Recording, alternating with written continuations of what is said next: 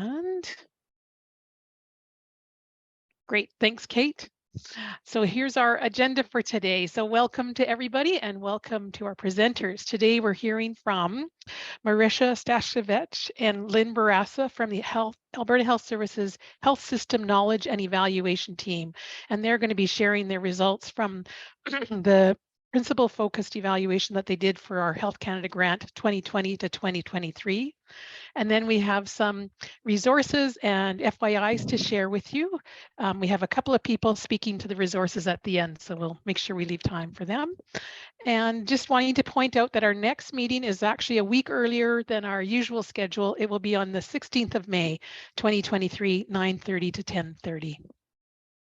Okay, so I think now I'll hand it over to you, Marisha. I think I was just going to provide a little bit of context first. Oh, yes. Sorry. Let me. That's okay. Yeah. So while you're pulling the slide back up, just for those of you who haven't been regular attendees to the work and just wanted to provide a little bit of context. So the evaluation. Okay. Oh, just a reminder to mute yourself, please, while we're doing the presentation. Thank you. So just a little bit of context with the timeline there. So the work that has been underway since January of 2020 and just ended the end of March of 2023 was work funded through Health Canada and was a continuation of some work that was happening within the strategic clinical networks in Alberta Health Services from around 2017. So the work has been underway for some time, but the past 3 years have focused on really understanding well-being and in particular what contributes to well-being of those living with dementia in the rural communities who are participating, as well as their carers. And in addition to that, the community collaboratives or the multi-sector community teams in these rural communities who have come together with that common purpose of better supporting those affected by dementia in their community.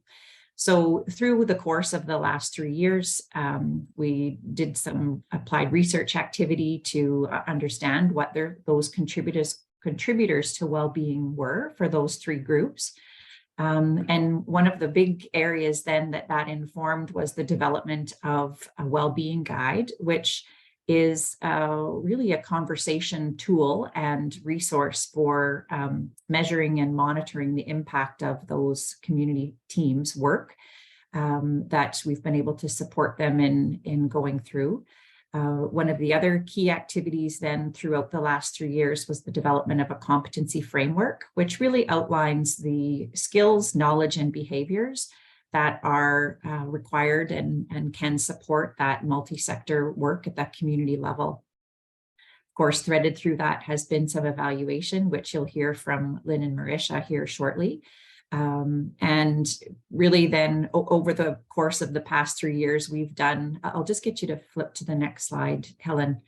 There have been a number of evaluation approaches, I would say, to understanding the impact of this work. Some of it dates back to the demonstration work that happened in the early days. But on this slide here, which might be familiar to some of you, is the collection of what we're calling the suite of evaluation that's been done for this work. So you'll see a number of different things, which include both quantitative evaluation and qualitative results. And what we're having the opportunity to hear from Lynn and Marisha today on is just at the top center of the screen there, the principal focused evaluation. And the nature of this work, the complexity at that local level, and the multiple pieces that are happening at the same time really has offered some insight into the multiple ways in which we need to consider when understanding the impact of this work. So we're really looking forward to welcoming Marisha and Lynn to describe some of the work that their team has done, and just want to express enormous gratitude to their team for coming along the ride with us over the last 3 years. I think in the beginning, there was lots of question marks as to how we were going to look at the impact of this work, but your team persevered with us, and we're really excited to hear. So we'll also create some space after the presentation for questions. So we'll hand it over to you, Marisha and Lynn. Thanks very much. I'll share my screen and hand it over to Lynn. Thanks, Marisha. I'm just going to stop my video here so we don't have any issues with internet connection or anything. So before we get started, just wanting to also acknowledge our colleagues, Dr. Sarah Mallinson and Laura Graham and Dr. Romari Attar, who are part of our evaluation team as well. Since we're just still in the process of finalizing the evaluation report, what we'll present today is just a high-level overview of the early findings. So just a couple points to note before we start. The title, Connecting People and Community to Living Well, will also be referred to as Connecting People and Community. And as we present, we might use some words interchangeably, such as communities or collaboratives. And when we say those words, we're referring to the 5 collaboratives that participated in the initiative. And the Connecting People and Community team, or the provincial team, we're referring to Sharon, Helen, Shauna, and Kate. So, and like Sharon mentioned, we will leave time for questions and discussion at the end of our presentation.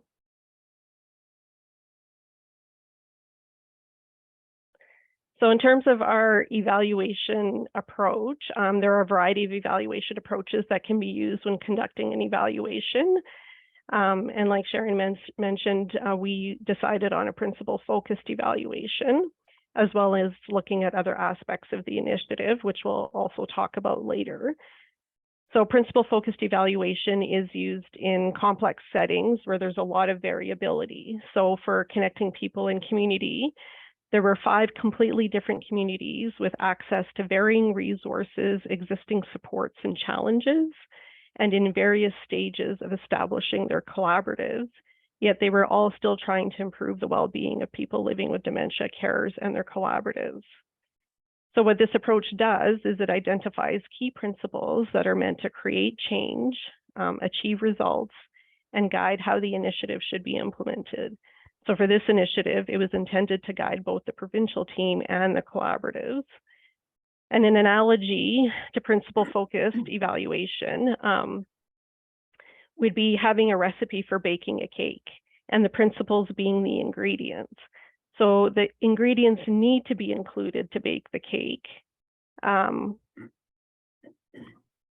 But how much of each ingredient and how to mix it up is left up to the baker.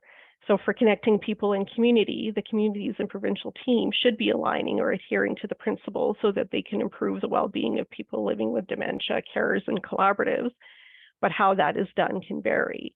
So the evaluation looks at if principles were aligned to, and if so, did aligning to the principles lead to the desired results? And another piece of our approach was that since the Connecting People and Community teams approach to implementation lead towards more developing the initiative as they went along, rather than having an already developed initiative, we also had a role of occasionally providing real-time feedback, which informed program development. So an example of this is that we co-developed the 10 principles, and we'll talk about the specific principles later. We also adjusted the overall evaluation as the initiative evolved and the goals became clearer, and adjusted how we collected our data to include more informal gatherings, data gatherings such as during meetings. But our 2 main formal data collection methods during the final phase of the project were focus groups with the provincial team and collaboratives, and a survey with collaboratives. And our key final evaluation deliverables were 5 case study reports for each participating community. So these were based on focus groups with the collaboratives. These case studies have been finalized and distributed to the collaboratives and the provincial team. And we have one overarching final evaluation report. So we're pulling together information from focus groups with the provincial team, the case study reports, and a survey with the collaboratives as part of pulling together that final evaluation report. So our presentation today will describe and share insights from those key deliverables that Lynn has just introduced. And we'll start with the case studies.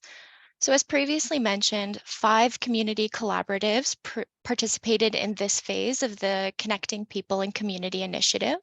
They were based in Drumheller, Innisfail, the Kneehill area, Westlock, and the Westview area. And each group comprised a variety of different members who represented various community service and healthcare organizations, as well as members of the community and volunteers who may have a close personal connection with dementia. And by synthesizing the data that we collected from the focus group discussions, we wrote a 12 to 15 page case study for each collaborative. These documents were written with a few purposes in mind. Firstly, we wanted to showcase the unique characteristics of each group, as well as all the work that they had accomplished within the 3-year grant period. And we also took note of themes that were shared across all 5 communities. So for instance, every group we spoke to was spurred by a passion to support people affected by dementia, and they all valued their collaborative partnerships. And finally, the case studies illustrated how each collaborative applied the Connecting People and Community approach within their specific context and what their overall experiences with the initiative were. Turning now to our final report, our evaluation was guided by these 4 overarching objectives. So in our final report, these will be discussed in depth, but for today's presentation, we'll just walk through some of the early findings for each objective individually. And we'll begin with this first objective to understand the factors that influence the well-being of community collaboratives. So for context, the Connecting People and Community model is grounded in a focus on well-being, which acknowledges the multitude of factors, resources, abilities, experiences that contribute to a person or a collective's ability to live well. So within the context of the initiative, this focus applies to people living with dementia, their care partners, and the community collaboratives striving to support them. But the scope of our evaluation is limited to this last group currently, the community collaboratives themselves. And according to Connecting People and Community, when a collaborative's well-being is looked after, they are able to work together and support the people living in their community. So using this definition as our guide, we identified the following contributors to collaborative well-being.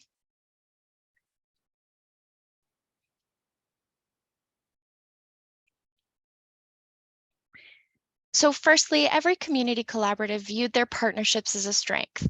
Members noted that they could accomplish much more together than they could apart, and often a shared passion and drive was a key ingredient to this collaboration, as this helped create synergy among members, a real energy for the work, and tenacity in the face of challenges.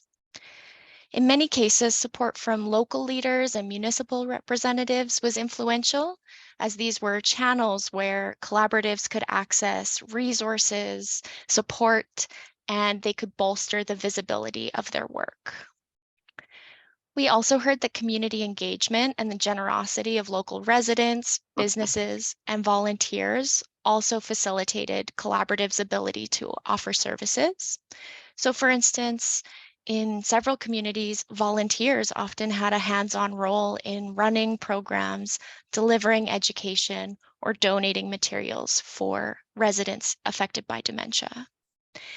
And finally, as with most projects, access to the funds, the personnel, and the data needed to support people impacted by dementia in a manageable and well-informed way were often critical indicators of well-being. However, there were also factors that detracted from collaborative well-being. When we think back to that definition of being able to work together to support people impacted by dementia. And you'll notice that many of these factors are a mirror image of the previous slide. So while the presence of collaborative partnerships, resources, and organizational support were a boon, their absence could hinder collaborative efforts to support local residents. But there are also some unique factors to mention, of course. So the COVID-19 pandemic was hugely disruptive to the whole province. But in this case, for community collaboratives, members had to shift their priorities to respond to the pandemic, and many activities needed to be canceled or adapted quickly for safety reasons. We also learned that there is always a need to navigate organizational policies, processes, approval processes. And while there's good reason behind those policies, working through layers of process could stymie the adaptability and the creativity of community collaboratives. And finally, there's only so much that a community collaborative can do in the face of larger systems level needs. So for instance, some communities observed a need for additional continuing care resources, such as supportive or assisted living facilities and staff, in order for residents to truly be able to live well. And those are really hard to, for a collaborative group to influence. So our second objective looked at the overall implementation process of connecting people in community. So the provincial team characterized their general approach to developing and implementing the initiative as build the plane as they fly it. So in other words, they started with general concepts and ideas rather than a prepackaged model or program, and developed appropriate strategies, materials, and resources that aligned with community needs. They also aimed to be equal partners with communities and wanted to avoid identifying themselves as the experts. So they therefore took on a facilitative support role rather than doing the activities for the collaboratives. And the list on the slide here shows the final key support activities and tools that were developed and or implemented during the grant term. So referring back to our plane analogy, these are the main components of the connecting people and community plane. So it's a combination of tools and documents that were developed and ways that the provincial team engaged and communicated with the collaboratives. Our third objective that we looked at was, has connecting people and community increased community capacity to provide high quality care and support for people living with dementia and carers? So it does appear that connecting people and community has increased capacity, but there is room for improvement, like in any initiative. So the table on the slide is a summary of what worked well for the collaboratives and the challenges of connecting people in community, but not all collaboratives experienced all of these things. So what worked well for collaboratives, being that the collaboratives work is done off the side of members' desks, members appreciated that the provincial team provided extra help in gathering evidence to support their work, such as with the development of the community reports, having some structure and facilitation to the collaborative activities, being connected to resources outside of their own communities. They also appreciated the seed funding, showcasing local activities beyond their own communities, and being made aware of what was happening at the provincial level. They really appreciated the advocacy for the collaborative's work and the needed resources, and that extra encouragement and support when challenges were faced, especially during the pandemic. And some of the challenges that the collaboratives had with connecting people and community was understanding the initiative. So collaboratives told us that connecting people and community was sometimes confusing.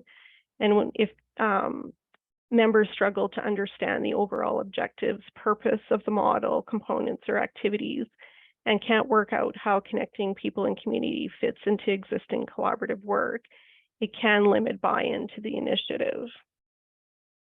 They also found there were numerous meetings, emails, and documents. So in already stretched community context, some members said that they did feel overwhelmed with this, especially in relation to the small amount of seed funding. So in some instances, they felt connecting people in community tasks took over some of the collaborative's existing work, which was stressful, even when the connecting people in community activities were helpful. And they also told us there was insufficient tailoring of connecting people in community documents and processes. So some of the collaboratives had already done some of the foundational work, such as identifying community needs and identifying priorities for implementing local activities. So some of the initiative activities, such as completing the well-being guide, was seen as a duplication of work. And some of the wording of the documents was also seen as too high level. So when there's abstract concepts or wording that is not easy to understand, this can lead to frustration.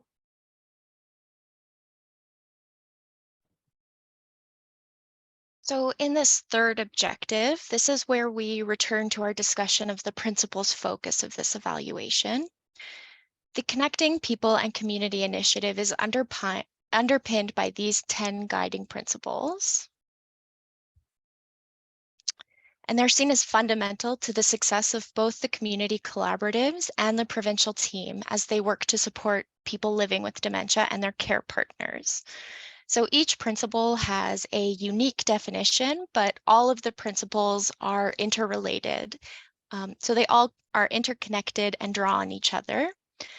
Over the course of the evaluation, we've been gathering data on the extent to which these principles have been meaningful to both the provincial team and the community collaboratives, as well as how they have been aligning to these principles in practice. What does adherence to the principles look like, and what outcomes seem to arise as a result? Because we only have a limited time today, we won't be discussing all of these principles because that's quite complex, but we'll just give a bird's eye view of some of the important findings. So beginning with the community collaboratives, in focus group discussions, we observed alignment with all 10 principles. And indeed, all the collaboratives we spoke with indicated that these values were intrinsic to their daily work, almost a routine practice for them. But some groups found it very valuable to have them articulated and documented on paper, as this can be helpful when promoting their own work or in writing grant applications. The beauty of principles-focused evaluation is that it allowed us to see all the different ways that these principles could be actioned. So for instance, one principle is leadership engagement. And we saw that all the collaboratives made efforts to engage with leadership at their local level. For some, this came through their efforts to advocate to their own internal or direct leaders, while other groups focused on engaging political leaders within their town or area. And then in other collaboratives, leaders such as directors or executive directors were active, hands-on participating members in the collaborative. So we see a range of different ways that this principle can look at the local level. There are 2 principles that we see potential to build upon in future work. So firstly, the change monitoring principle, which is defined as utilizing the Connecting People and Community Wellbeing Guide to track progress towards expected outcomes. At the time of our evaluation, some communities were still in the midst of implementing their change actions, so we have kind of limited data on what this principle will look like in the future. And the second principle we'd like to speak to is the ongoing learning principle. So this idea encourages networking across communities and with champions to share learnings and identify potential areas for collaboration. And what we found is that while all the collaboratives were open to networking and that ongoing learning, time and capacity are needed to adhere to this. And that could be a luxury when there's so many other responsibilities that collaboratives are undertaking. So for instance, the Connecting People and Community Partners Meetings was identified as a great forum where this learning and networking could occur, but collaborative members could only attend these meetings when they had the time to. And now we'll turn to the provincial team's adherence to the principles. So our key findings here are that by providing provincial support, the Connecting People and Community provincial team were able to assist many of the community collaboratives in adhering to the principles in a variety of different ways. So for instance, the provincial team provided community reports that helped articulate various needs that were present in the communities. Those reports helped the community collaboratives remain needs-driven. Additionally, meetings or discussions with the provincial team often helped highlight what strengths each collaborative had to use, which helped the collaboratives really maintain their strength-based focus. So many of our examples of provincial team adherence to the principles was really rooted in the ways that they worked hand in hand with the community collaboratives. But of course, as Lynn has already shared, there is room for the Connecting People and Community team to invest more time in understanding the unique contexts and needs of each community that they end up working with, so that they can better tailor their approach and their support to each area. And by doing so, they will allow the collaboratives to work in as community-driven a way as possible.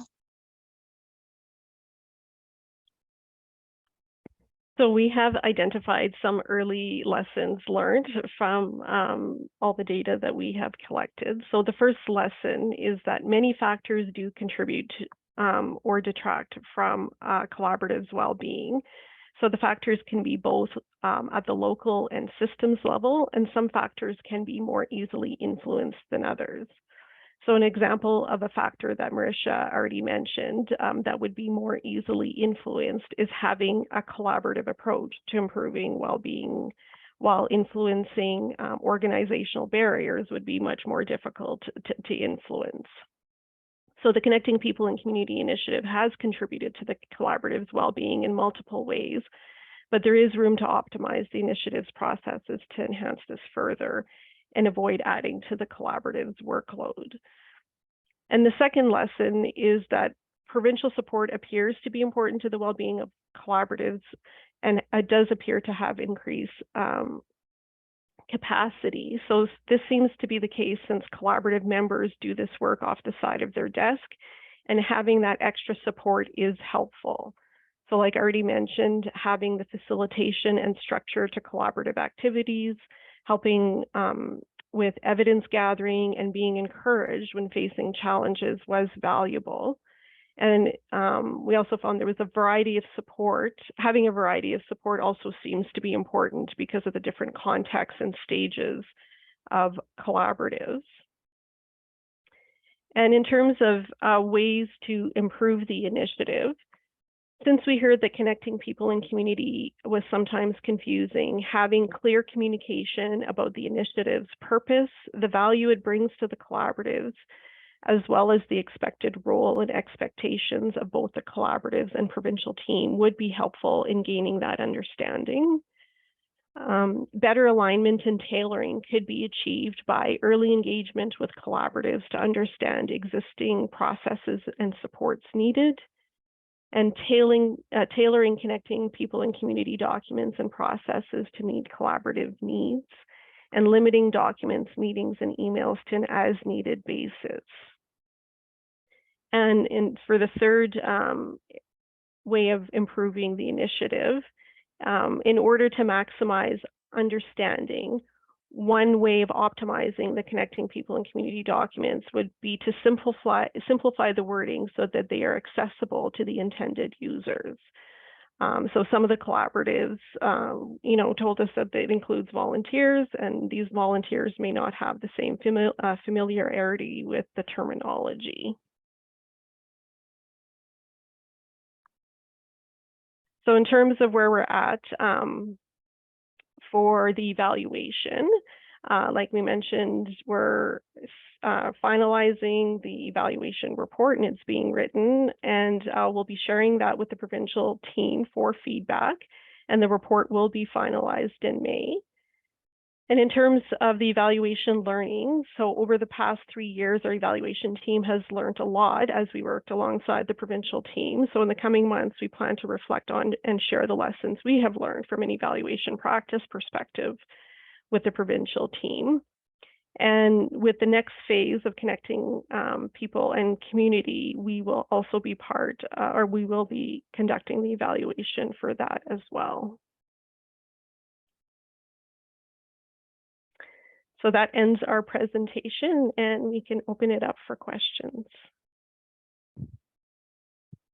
Thank you so much, you guys. So just wondering if people have any questions that they can put their hand up, or if you'd like to put it in the chat box, that will be great also.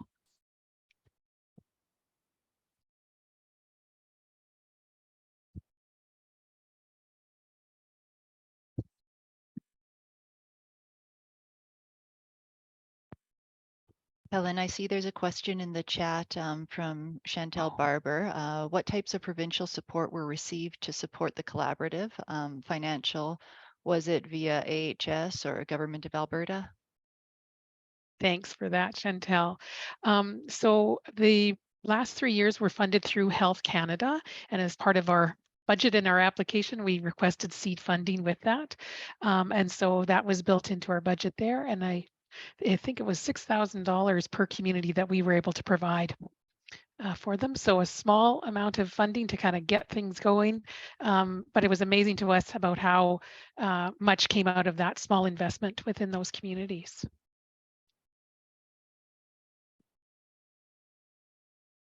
I think the other thing to add to that would be, just adding on to what Lynn and Marisha shared, the facilitation at that local level. So, supporting those conversations and understanding what contributed or what some of the areas of strengths were in their community and gaps. So really facilitating that conversation as well.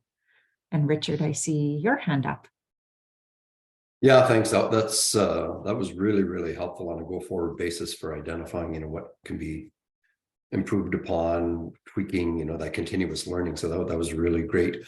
I'm just wondering as well, so as not to sell yourselves and the whole process short, about the evaluation or collecting the impacts on some of the other stakeholders. So, thinking through whom all is involved and whom all benefits from in this initiative and initiatives like this. It's it's probably larger than what we might initially think. So, for example, the citizens of the town in general who want to be able to stay in that town. We know people want to stay in their homes and communities. So enabling them to have the confidence and reassurance that as they age, they will be able to stay in their town and be looked after. The town itself, or the municipal government of the town, so and the businesses who will say, okay, we're not going to have all of our people as they age packing up and moving, to the bigger town down the road, which absolutely happens in Alberta, and we starting to develop some of these, almost ghost towns as the populations age and this happens. The businesses in town say, okay, we're going to maintain a vibrant town. There's going to be people, customers for our businesses, and there's going to be employees for our businesses as well. So some of those aspects, the overall community benefit, the municipal benefit to the citizens in that as well. Is that being captured? And I really like, it's a little bit, on one hand, you say it's a little bit, we use the term about building the airplane in flight. It's almost considered cliche, but it's not. It's so applicable that this type of work is just really sort of cutting edge, and we really don't have a good set of tools to use to measure what we're doing and if we're achieving all of this. So kudos to you for doing this. Yeah, thanks, Richard. I think you've captured one of the things that we're trying to currently address in acknowledging the value to multiple different organizations and parties within the context of the work.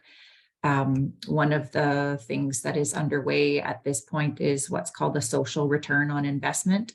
And it is looking at the value then to those affected by dementia, so including carers and those with dementia, as well as the communities, as you've mentioned, Richard, which is the businesses, et cetera, there.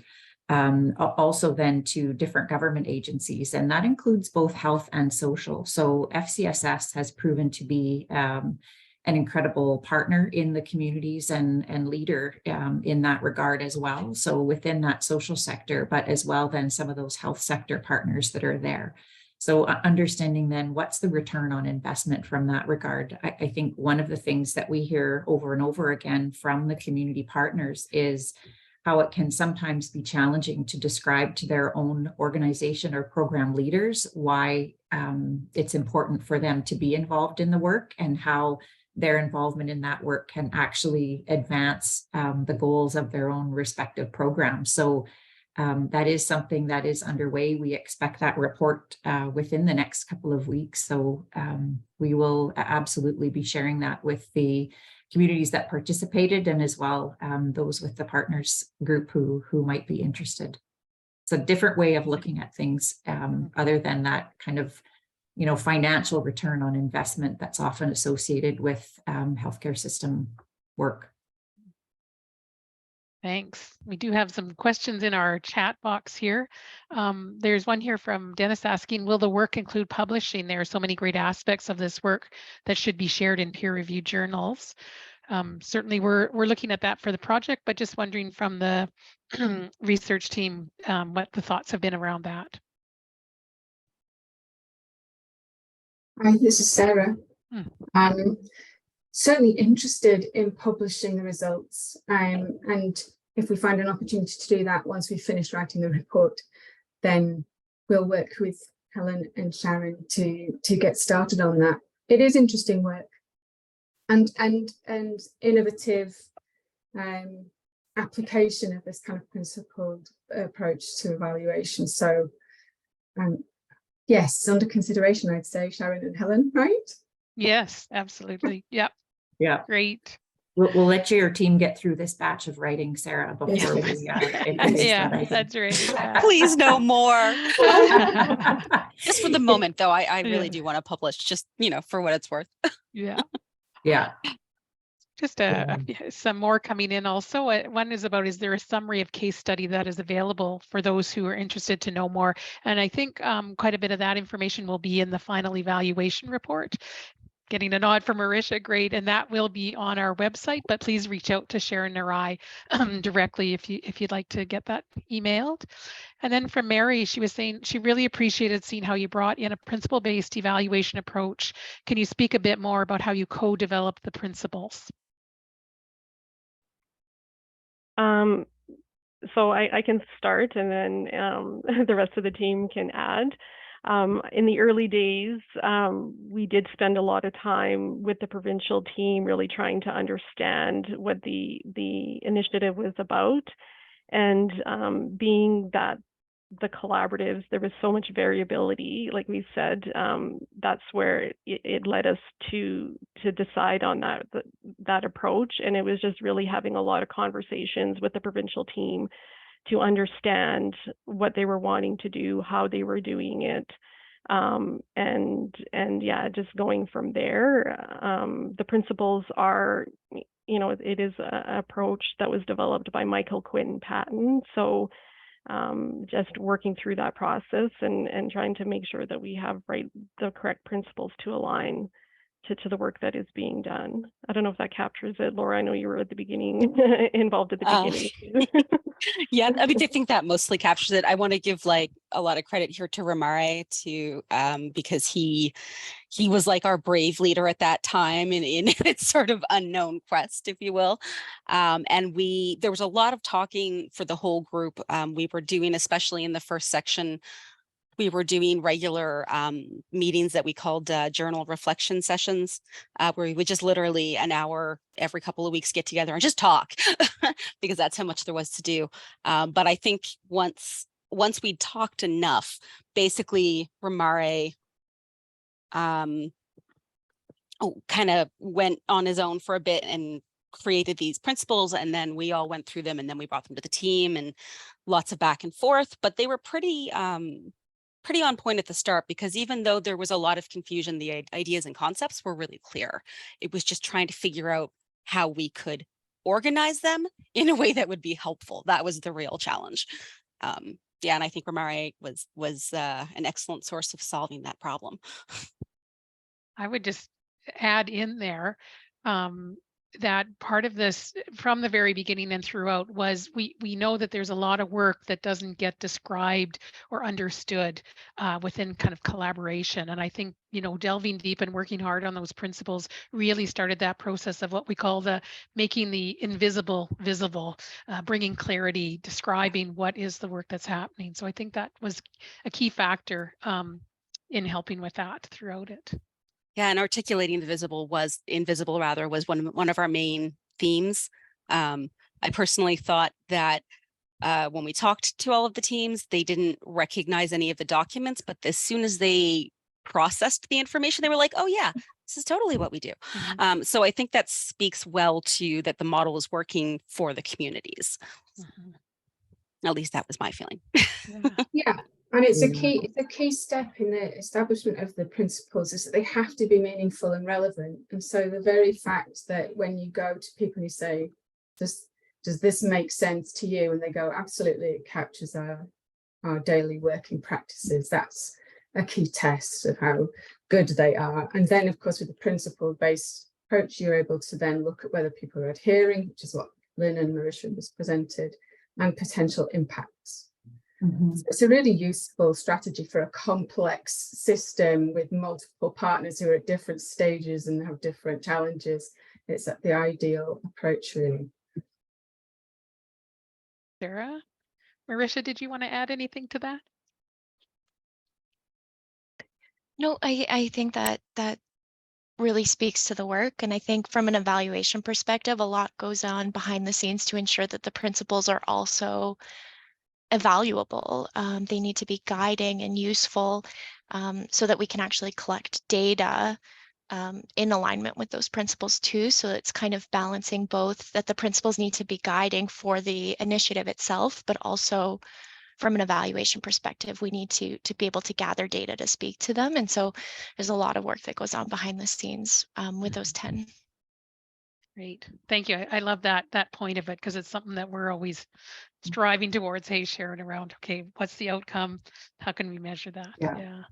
Well, and I think it's you know, there are two things that come to mind as I was listening to your HSKE team's responses, but one of them was the myth really around the work, as that, you know, it happens naturally in rural communities that people just get together and magical things happen. But and it is true that people get together and magical things happen, but there's a lot of intention behind it, and efforts, and the ability to build and nurture those relationships is really key.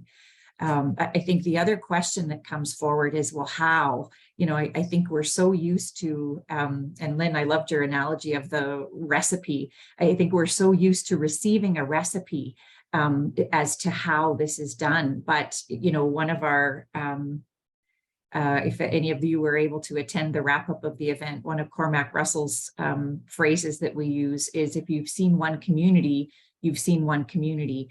And so it really takes a unique response in each community. And so the how looks very different, but what the principles allowed us to do, and it was quite a marvelous thing when we were presented with them, because it was our first step in being able to articulate more clearly the how of what we're doing, and that it isn't just one thing, that it is multiple things, but it's complex to capture. So, you know, I think the principles and having that available then to help describe the how starts to help people wrap their minds around what they can do locally in their own context, then that can help them achieve that.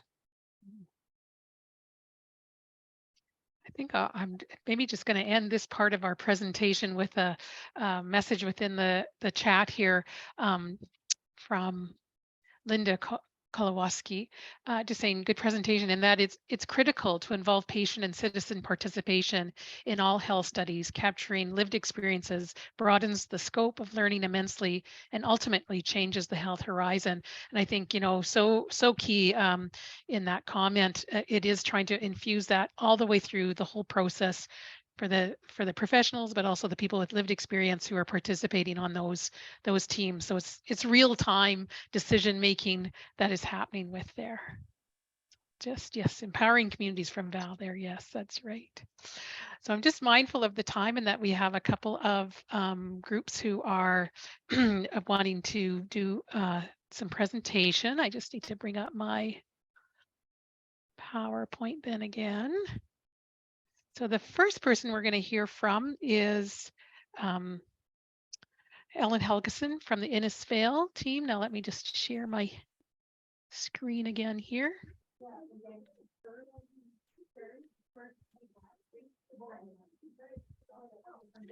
There, is that sharing okay?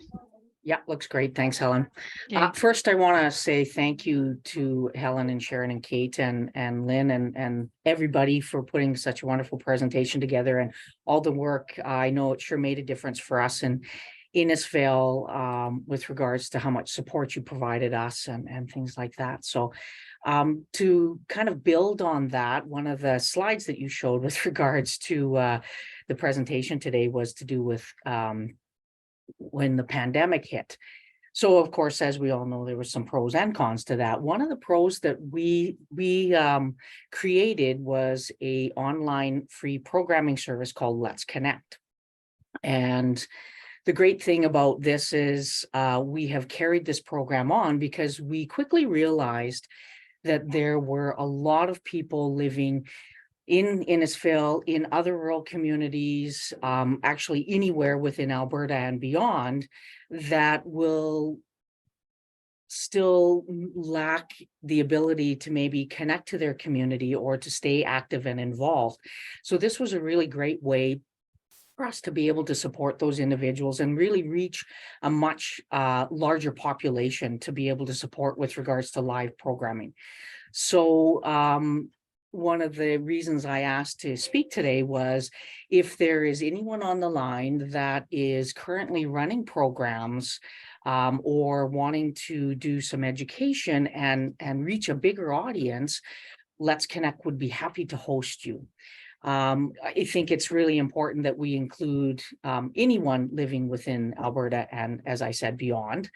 And we have programming now that we're running anything from brain gyms to exercise programs to education to coffee groups, things like that, where we can still get people connected. So if you are interested in being part of the Let's Connect family, we would be happy to have you come on board. And as you can see, my email address and phone number at the bottom. And if you'd like to see what Let's Connect looks like, there's a link at the bottom there as well. Right now we have the Wolf Creek Primary Care Network as one of our partners who hosts putting all of this information out for us. So again, if you are interested in running groups or doing education, we would be happy to host you. Thanks, Helen. You bet. Great. Thank you. Great information. So then our next presenter is Val Pallicerio from Dementia Helpline. Val, I wasn't sure if you had slides to share or no, sorry. I'm sort of doing this on the fly. You bet. So we put your newsletter up there to help. Thank you. I'm sort of building the plane and getting the information out at the same time. I love that analogy. That picture was great.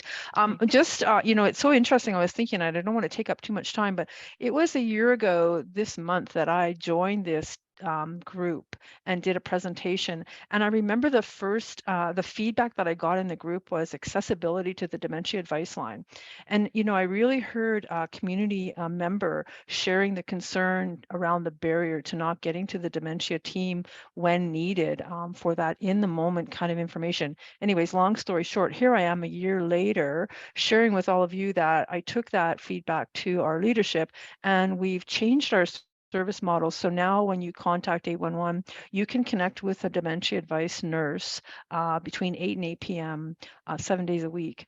So I'm so proud to kind of share that that shift in our model of providing service to folks. And we've also included LPNs into our team. We've expanded our team to be able to provide that coverage for Albertans and included LPNs to do more of that follow-up piece. In terms of the dementia nurses doing that really robust assessment, and then the LPNs being able to support follow-up, additional resources. And so that started in March. So now when Albertans call 811, they have an IVR option on the tree to connect directly with the dementia nurse between 8 and 8 p.m. After that, they'll sort of be forwarded to an 811 triage nurse who will again, do an assessment, and then they can make the referral to the dementia team as well. So I know there's not a lot of time, but I wanted to make sure that word was out on the street that we're ready and able to connect with folks in the moment. And I'm really proud of that ability to take that kind of grassroots feedback and change our system, which we all know is not always easy to do. And there's been a ton of work behind the scenes in terms of helping our dementia nurses be able to respond, changing our processes, and making sure that we're as effective as we can when folks call. So there you have it in a nutshell. Happy to talk more if anybody needs any more information. I just thought I might just check in with everybody to see if there were any questions for either Ellen or Val on the resources they've presented. Is any questions from anyone? I see there's a question there from Lisa about where it's distributed, Val. Yeah, I've tried to develop a distribution list from this group as well. And it also included PCN offices, doctors' offices as best we could. And so if anybody wants the newsletter and didn't get it in an email distro, please let me know, and I can develop that distribution list a little bit more thoroughly to be more inclusive for sure. And I think we have this part that will come out in the resources along with the recording. So please feel free then to share that amongst your own networks to spread the news as well. Yeah, and when folks do pick that option to talk to a dementia nurse, they can leave a voicemail. They'll get a follow-up, a call back within 24 hours. We also have incorporated a virtual hold component where you can leave your number, save your place in the queue, and then get a call back the same day. And then, of course, outside of the dementia hours from 8 to 8, then you'd get rerouted back to the triage nursing, who could also do that assessment and make that referral. So we're trying to sort of give people as many options as possible. I know it's great news about 811. Yeah. Woohoo! Yes.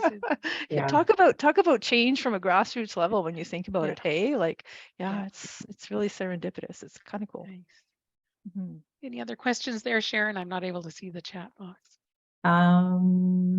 Great news. I would suggest FCSS is a great partner. That's good idea. Another tip in there. Yeah. And then some questions just around contacts and resource information. So yes, the poster that Ellen spoke of, and then this newsletter will be included in the information that comes out from Kate along with the recording. There is a question here, Val, around what would the outcome be of a call with the dementia nurse? Do they connect with resources or assessments? Absolutely. Well, we have those partnerships in place that we've had established for a long time, so the dementia nurse could certainly continue working with those partnerships, and then provide resources. And the LPN is sort of in that great position to support the dementia nurse who can provide the resources in the initial assessment, and then the LPN can do the follow-up piece around, did that resource help? Was it effective? What else is needed? And also LPNs in that follow-up are sort of mindful of any ongoing crisis support that the individual care partner, person living with dementia might need, and then redirect back to the dementia nurse. So it's really hopefully more wraparound process, and it really provides more in the moment follow-up support for care partners and their families. So. Great, thanks, Val, and thanks, Liz, for your question. Mm-hmm. You know, I think your comment, Val, around the grassroots, if there's a group that you want great practical tips from, this is the group to come to, because, you know, they have, it's true. such great ideas of, they know what's happening in the Mm-hmm. community and what people are interested in. So we're glad you've been able to take something from here back to make a system level change. That's great. Yeah, it is kind of great. Thanks. So just wanting to highlight a couple of other resources. This first one is from the Tamarack Institute on ability to participate in neighborhood roundtables on April 26th, and the link is there and will be in the email coming out. And then just recently it was shared with us a new video called Dancing 𝘰𝘭𝘭𝘳𝘭𝘆, I think is what it is, how you pronounce it. It's a group from Uganda. We had met with people there who are doing community development type of work, and these are older people in Uganda kind of making their own resources and increasing their well-being there. Just wondering if there are any other resources from the group here that wanted to be shared.